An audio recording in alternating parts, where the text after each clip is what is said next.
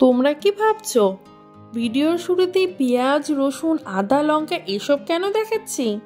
তাহলে পুরো রেসিপিটা অবশ্যই দেখে যাও, তাহলে কিন্তু তোমরা বাড়িতে অনায়াসে একদম পারফেক্ট রেস্টুরেন্ট স্টাইলের ডিশ রেডি করতে পারবে, যা খেতে এতটাই দুর্দান্ত হবে যে বাড়ির প্রত্যেকে আঙুল পুরো চেটে পুটে খাবে। তার জন্য নিয়ে নিতে হবে 3টে বড় সাইজের পেঁয়াজ, যেটাকে এভাবে ডুমো ডুমো করে কেটে নিতে হবে।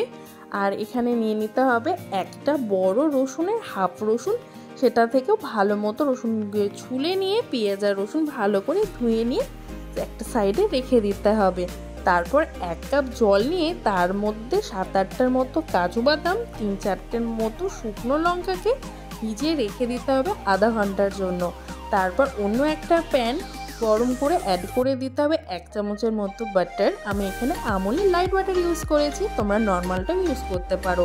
তার মধ্যে অ্যাড করে দিতে হবে দারচিনি, 3টে এলাচ, 3-4টে গোলমরিচ, 3টে লবঙ্গ, কিছুটা পরিমাণে জিরে আর তেজপাতা দিয়ে হালকা নাড়াচাড়া করে যখন ফ্লেভার ছাড়তে শুরু করবে অ্যাড করে দিতে হবে ধুয়ে রাখা পেঁয়াজ আর রসুনটা।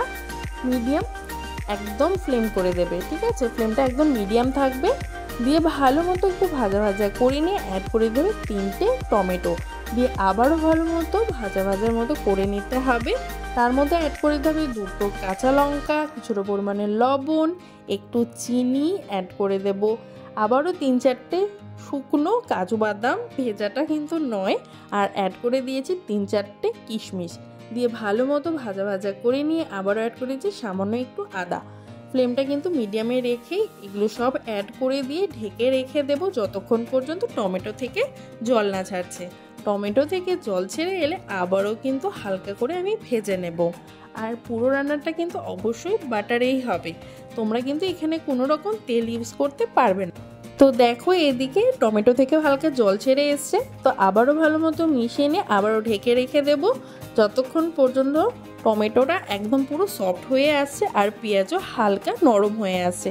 তো দেখে নাও, আর 1-1.5 মিনিট পর টমেটো পুরো নরম হয়ে এসছে, পেঁয়াজটাও নরম হয়ে এসছে।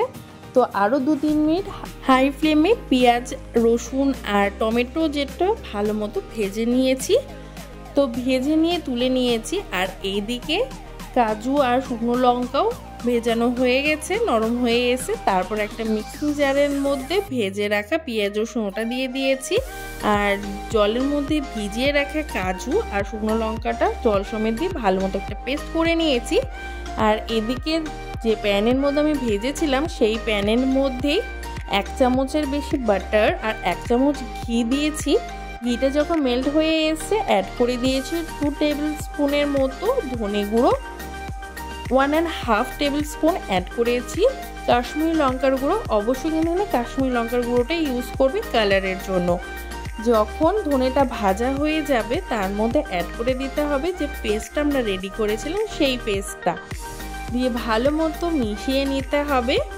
হালকা যখন তেল ছাড়া হয়ে যাবে অ্যাড করে দিতে হবে কিছুটা পরিমাণে জল। আমি এখানে মিক্সিং যে জারটা ছিল সেটাতেই জলটা দিয়েছি।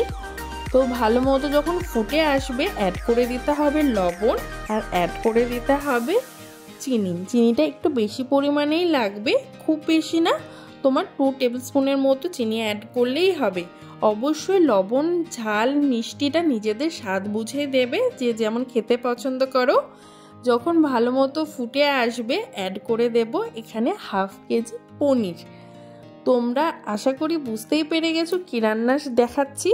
তো বুঝতে না পেরে থাকলে আমি তোমাদেরকে বলিয়ে দিচ্ছি, এখন তোমাদেরকে আমি যে রান্নার রেসিপিটা শেয়ার করছি সেটা হচ্ছে পনির বাটার মশলা, একদম পারফেক্ট রেস্টুরেন্ট স্টাইল। বাড়িতে অবশ্যই একবার হলেও ট্রাই করে দেখতে পারো, খেতে দুর্দান্ত হয়, পুরো আঙুল পুরো চেটে পুটে খাবে। তো দেখো পনিরটা আমি এখানে অ্যাড করে দিয়েছি, বানানো কিন্তু ভীষণই ইজি। আর চারিদিকে পুরো গন্ধে বাটার, গোলমরিচ, তারপর এলাচ এসবের গন্ধে পুরো জায়গাটা পুরো মোমো করছে, এতটা সুন্দর ফ্লেভার ছাড়ে। তো দেখো পনিরটাও ভালো মতো মিক্স করে দিয়ে ফ্লেমটা মিডিয়াম রেখে ঢেকে রেখে দেবো কিছুক্ষণের জন্য, যাতে পনিরের ভেতরে পুরো মশলাটা ঠিকঠাক মতো ঢুকে যায়। আর এখানে কিন্তু অবশ্যই পনিরটা ভেজে নিলে চলবে না। কারা কারা পনির খেতে পছন্দ করো অবশ্যই কিন্তু আমাকে কমেন্টে জানাবে।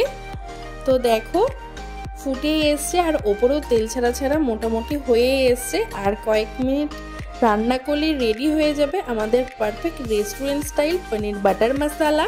তোমরা এটা অনায়াসে যে কোনো নান, তন্দুরি রুটি এসবের সাথে খেতে পারো।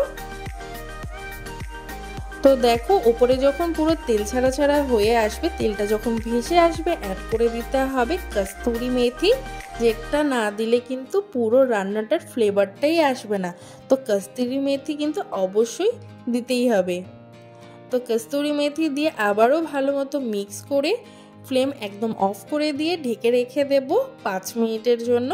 ব্যাস রেডি আমাদের পনির বাটার মশলা। দেখো কতটা লোভনীয় লাগছে না, খেতেও কিন্তু ঠিক ততটাই লোভনীয় হয়েছিল। তো ওপরে আমি আরেকটু দিয়ে দিয়েছি কস্তুরি মেথি আর দিয়ে দিয়েছি 1 চামচ বাটার। তো রেডি আমাদের পনির বাটার মশলা পারফেক্ট রেস্টুরেন্ট স্টাইল। আমি বাড়িতে এটা সার্ভ করেছিলাম লাচ্চা পরাঠা, তার সাথে এই পনির বাটার মশলাটা জাস্ট ফাটাফাটি হয়েছিল খেতে। অবশ্যই একবার হলেও ট্রাই করে দেখতে পারো। আর যারা এখন আমার চ্যানেলটিকে সাবস্ক্রাইব করো না, অবশ্যই করে দিও। টাটা।